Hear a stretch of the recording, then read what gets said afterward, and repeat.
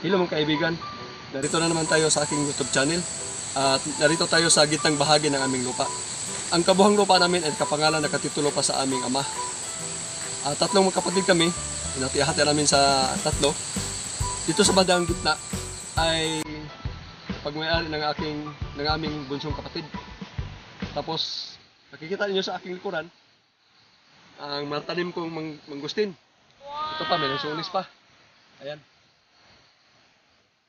Sige, doon naman tayo sa baba para maghanap tayo ng mga seedlings ng Gemelina at ipakita ko sa inyo kung saan banda yung area namin na nag-nursery kami at sa tabing ilog.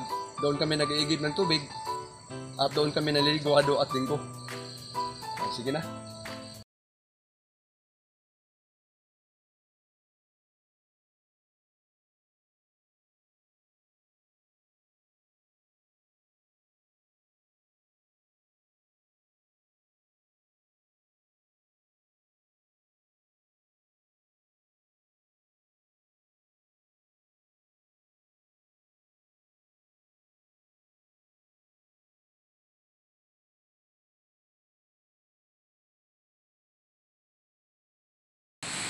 Narito tayo sa nursery namin noon.